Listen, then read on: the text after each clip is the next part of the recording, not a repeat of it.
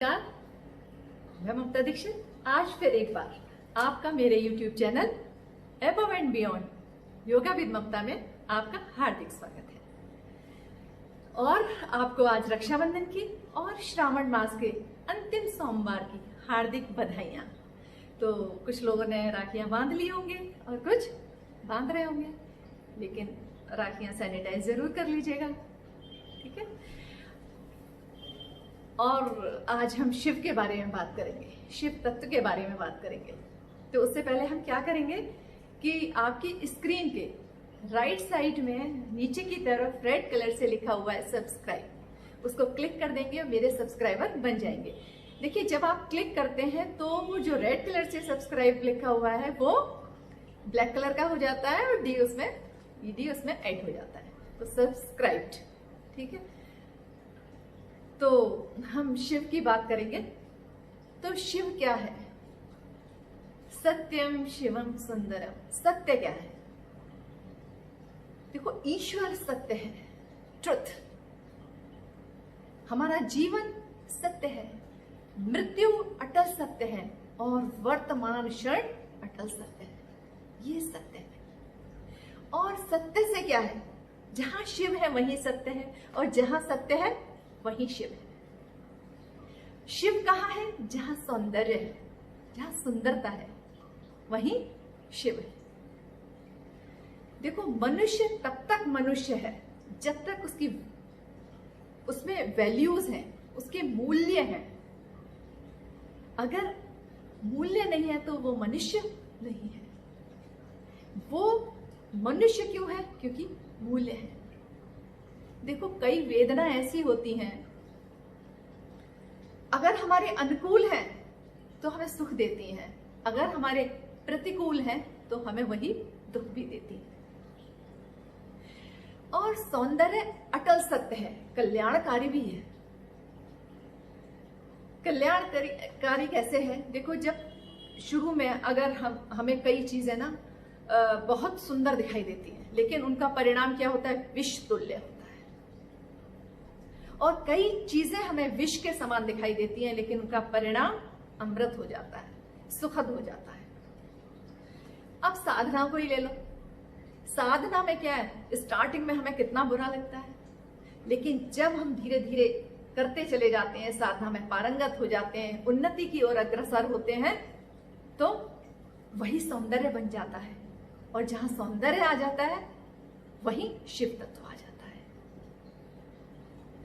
देखो, शिव संहार करता भी है और सृजन करता भी है। वही पुरुष है, वही प्रकृति है। और जहां संहार है वही सृजन है। संहार का जो मूल है वही तो सृजन है। जब तक संहार नहीं होगा किसी चीज का, तब तक उसका सृजन नहीं हो सकता। तो जब हम जीव तत्व से ब्रह्म तत्व की ओर जाते हैं, वही शिव तत्व है, वही शिव तत्व है। अगर हम बात करें, अभी हम बात करते हैं शिव के डमरू की।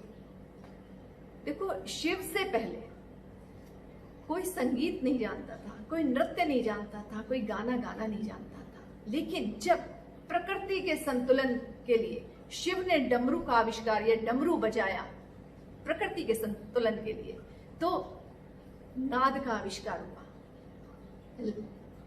ताल का आविष्कार हुआ, ध्वनि का आविष्कार हुआ। तो जो ओंकार है वह नाद है, और नाद हम योग और ध्यान में उसका प्रयोग करते ही हैं, आप जानते हैं। तो ऐसा नहीं है कि जो भगवान शिव ने डमरू बजाया तो वो गुस्से के, क्रोध के कारण बजाया, नहीं, वो प्रकृति के संतुलन के कारण बजाया। और उससे पहले कोई जानता ही नहीं था क्या नृत्य है, क्या संगीत है, वाद्य यंत्र भी कोई नहीं जानता था। तभी वाद्य यंत्र का आविष्कार होना शुरू हुआ।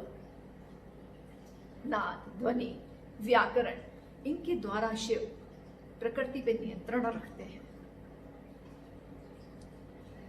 तो ये है। और देखो, हमारा सारा जो योग है वो नृत्य और संगीत का ही तो आविष्कार है।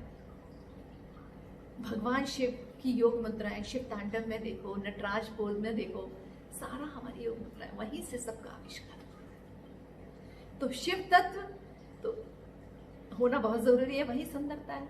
तो सत्यम शिवम सुंदरम, आज हम इसी को लेकर चलते हैं और इसी पर थोड़ी नृत्य कलाएं करते हैं, मीन्स योग करते हैं। आप देखिएगा, एंजॉय कीजिएगा और खुद भी करिएगा, अच्छा लगेगा आपको। स्टार्ट करते हैं।